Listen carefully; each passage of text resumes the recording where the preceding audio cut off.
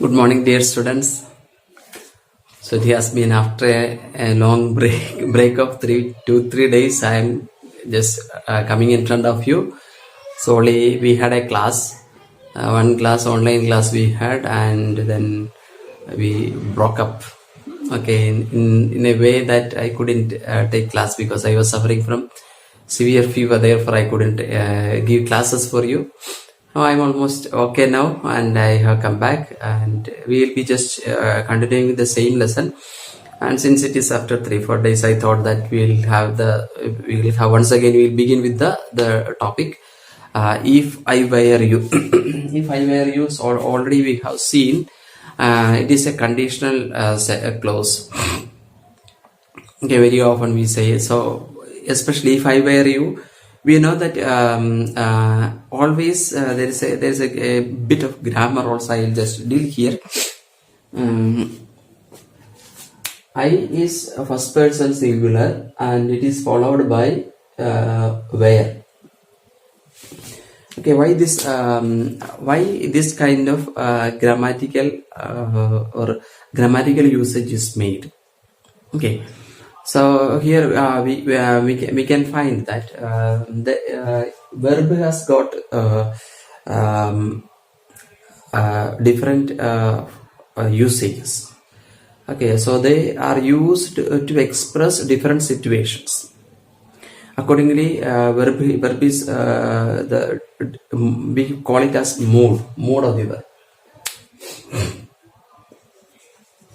We call it as mode of the verb. So the mode expresses the feeling. Okay, so there are three types of modes are there. One is imperative mode. Imperative mode is where the verb is expressing either a command or a request, and we know that the verb form that is used there in imperative mode is infinitive form. Okay, means get outside the class. Okay, the teacher is asking the student when the student is so irritable, the teacher asks, get out of the class. And that is a command, and get is the infinitive form of the verb, bare infinitive form of the verb that is used for expressing, or come inside. Say come inside is another imperative use. Okay, so and then that is, I think that point is clear. Where we are using imperative sentences, we have one mode is used there, means we use the infinitive form of the verb there. Okay, especially bare infinitive is used there. And then we have the declarative mode is there. Okay, so this declarative mode is usually expressed using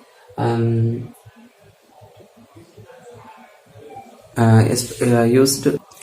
So this declarative types of sentences are usually expressed using indicative mode. Indicative mode means especially the declarative sentences and interrogative sentences.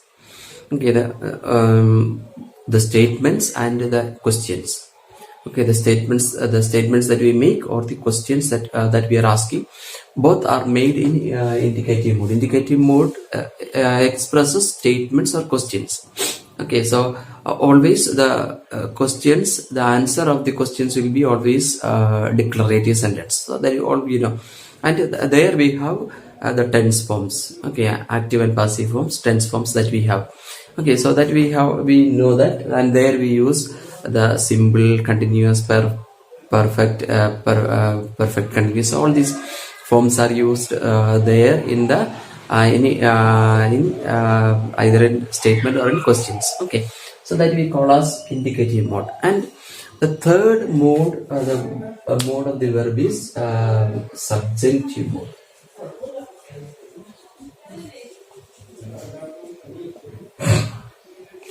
So subjunctive mode means where the person is wishing. Okay, see, remember when indicative mood is used, to be used according to the tense, we use the either the first form of the verb or second form of the verb. When we are using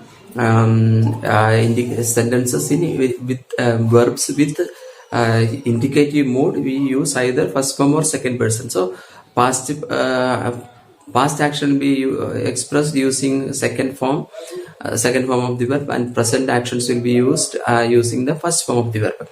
And here we find that if we are using a sentence in subjunctive mood, we will be always using second form of the verb. Okay, there is no first form for that. Okay, that is why we have the if I were. Okay, instead of if I was, I am, we will use I were. The plural, the form of the verb is always used there. Whether the subject is singular, that doesn't matter. And we usually use the plural form of the verb is used. Okay, only one form is used, that is a plural form of the verb is used there. Okay, that's why we have if I were. Okay, so if I were means it is and subjunctive mood expresses wishes, desires, blessings, etc. So these are the mood. These are some mood that is expressed through subjunctive form of the mood of the verb. Okay, and I think I'm almost clear why where is coming after I. So this you can expect these kinds of questions for your competitive examination. So these are very simple thing, but if you know the concept, it will be easy for you to find out the answer. Okay, so if it is in subjunctive mood, if it is expressing a wish or desire, naturally the plural form of the verb will be used. It is used in subjunctive mood. Okay, I think the concept is clear. So subjunctive I were is usually used to express a subjunctive mood. So that is why where is coming after the first person singular I. Okay, don't get upset with that. It is not. And especially when you are there for competitive examination, naturally it will help you to find out maybe 1 mark. Okay, so nothing more than that, but it's a knowledge too. Okay, so here if I were you is actually our desire. Okay, express our desire. If I were you, what? So very often there may be questions. Elaborate the topic. If I were the Prime Minister of India. So if I were, so that is a desire, a wish that is there in you. So here if I were you is the title that is given there, and we from the very title that we when we analyze it, we will find that there the author is trying to present an identity, something related to identity of a person. See here, this here if I were you is I is one identity and you is another identity, and this I identity wanted to be in the identity of you. So there is always that kind of what we can say, there is always a kind of identity, or breaking the identity, or entering into the identity of someone is found there. If I were you, and it is so well presented through this. It is a drama. Okay, it is well presented, and a drama. The specialty of this drama is it is just like a dialogue. Okay, a dialogue between two persons, and the two characters that we find, one is Gerard, and the second character is an intruder. Okay, intruder, we know that intruder is a person who is entering into somebody else's property, land, without the permission of. An intruder is a very common term that we use. We find in newspaper also. Okay, especially in Jammu Kashmir, the Pakistani intruders. Okay, the what do we say? The terrorist intruders entered into India's. So intruder is always a man who is entering into the land without the permission of the owner. Okay, that is called as an intruder. So here we find the intruder is there, and Gerard is also there, and intruder has intruder has a definite purpose of entering into the house of Gerard, because there are a lot of similarity between Gerard and intruder. And the purpose of his coming into the house of Gerard is his quarters is actually to see that this man Gerard should be killed, and the intruder wanted to take the identity of Gerard and walk out. Okay, so that this intruder, who is a criminal, is no more, and he is already dead there, and he'll because he'll be killing, the intruder will be killing Gerard, and he will be taking up, the intruder will be taking up the identity of Gerard and walking out of the house, and he can be a free man. Okay, so see why he wanted to kill Gerard, because he is a criminal and he is noted by the police. He is spotted by police, therefore he wanted to come out of the problem. And this is actually the what you can say, the mode of the plot. Okay, the plot that is there. Okay, how it will be moving. And it's an interesting, very interesting, and how Gerard is just coming out of the situation is very marvelous. Okay, and Gerard is a dramatist. He is a person who is working for a theater, and he is just coming there, and it is there we find the beginning of the story. We'll just begin this drama. Before just begin the drama, I will just introduce use certain words that are there. Cultured means sophisticated or well managed, and second, countdown means depend on, rely on, engaged, occupied, busy. Melodramatic means exaggerated. To be smart means it's an American English, an informal way of saying that one is being too clever. And inflection means here a tone of voice, that is inflection. And 7, the meaning, the wise guy means it's again an American English, a person who pretends to know a lot. It's a wise guy. Okay, and then dandy bus means an informal expression for fashionable vehicle, that is a dandy bus. Tradespeople, merchants, and gratuitous means here it is meaning is unnecessary and unusually harmful. Is unnecessarily and unusually harmful. Dodge means avoid. Lucky break, an unexpected opportunity for success. And 13 word is a Sunday school teacher, and especially a man who is a Christian religious teacher who teaches on Sundays in church, especially the moral lessons. And then frame means a trap. Okay, so these are the meanings that are there.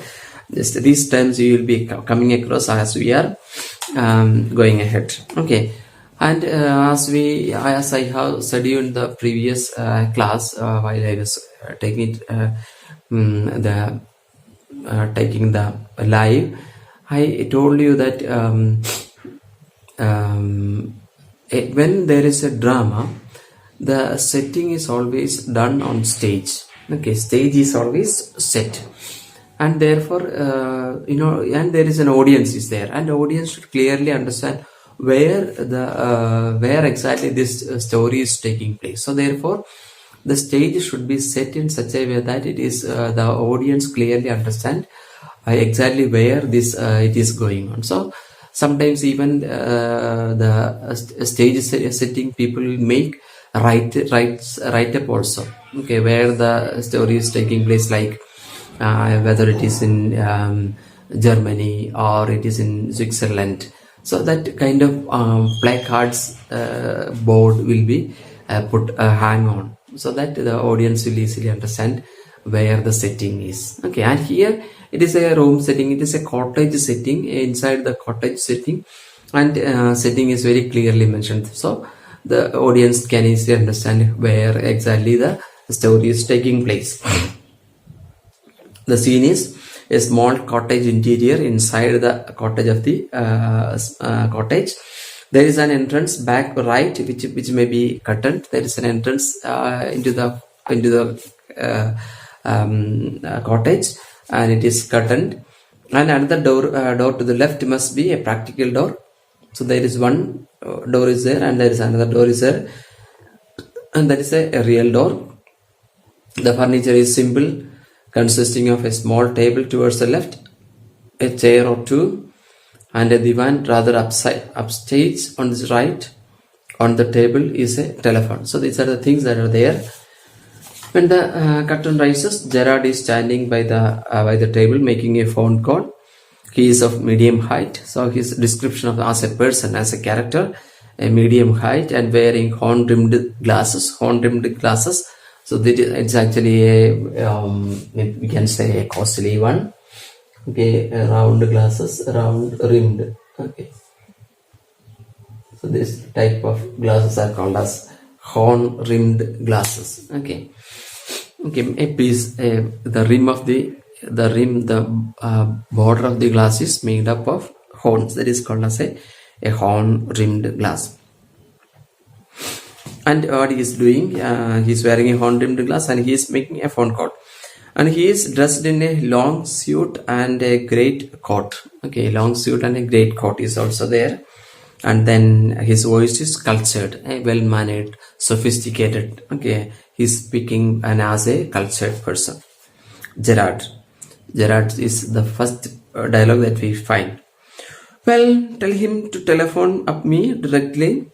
I must know. Yes, I expect I'll still be here, but you mustn't count on that. Okay, in about 10 minutes time, right for goodbye. Okay, so he is telling, so you don't expect that I will be here for longer time.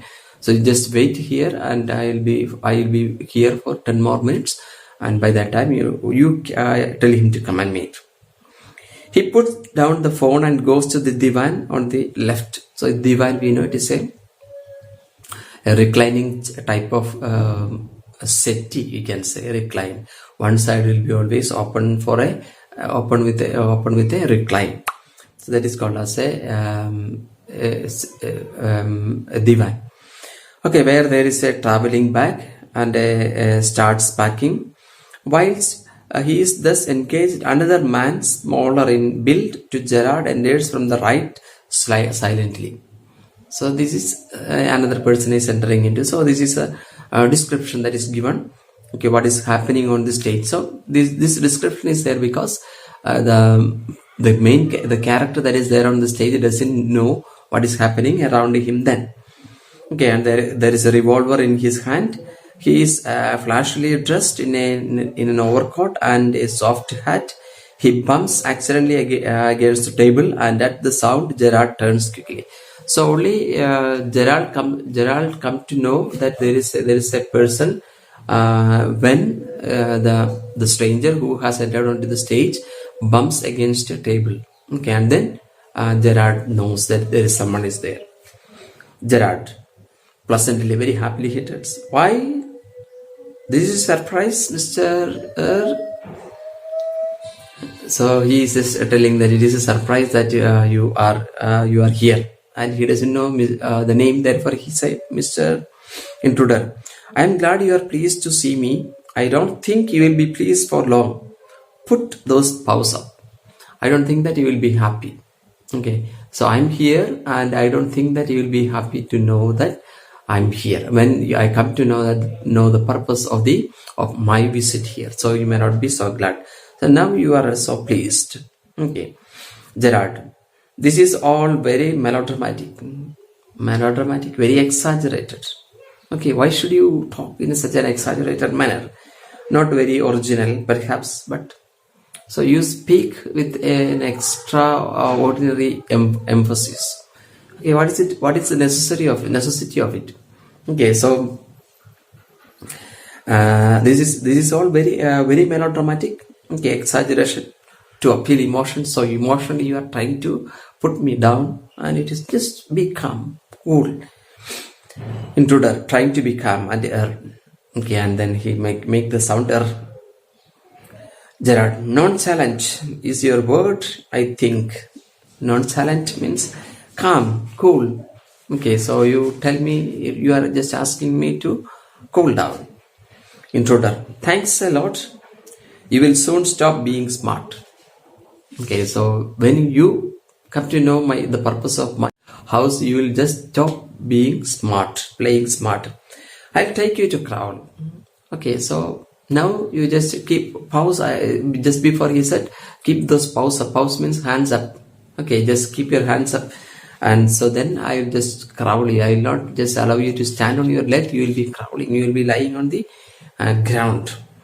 I want to know a few things. See, before that, before you crawl, I will just try to get some information from you. Gerard, anything you like. Okay, Gerard is very cool and he doesn't want to move away. So anything you like. I know all the answers. Okay, so anything you like, you can ask. You want to ask, you can ask me, and I will answer you those questions I know. But before we begin, I should like to change my position. Okay, so I'm not in a good position. I'm not at all in a comfortable position. So before you ask questions, let me take up a good position and a comfortable position. You may be comfortable, but I am not. Okay, you may be standing in a comfortable position, but I am not at all in a comfortable position. Okay, so therefore, kindly bear with me. Okay, so this is what this is a kind of warning that he is trying to give, and he's not able to. He tells very politely. He tells that he is not in a comfortable position to stand at all. Okay, and he asked the pardon to take up a comfortable position. So this is where we see, and then the intruder is just permitting him, sit down there and no funny business. Okay, don't try to be smart again. Okay, don't try to be smart yourself. Okay, motions to a chair and seats himself on the divan by the bag. Okay, he just take the seat just by divan and near the bag. Now then, we'll have a nice little talk about yourself. So I'll be just talking about, you can talk about yourself. Gerard, at last a sympathetic audience. Okay, at last you have shown some mercy towards me to listen to me. Okay, I'll tell you the story of my life. How as a child I was stolen by the gypsies, and why at the age of 32 I find myself in my lonely Essex cottage. Okay, how? So I just introduced you how I am, what I am, where I am, when I am. All these questions I tell you. Okay, and you have given me enough comfort, so that is enough. Okay, so with this I just conclude today's session. Thank you very much.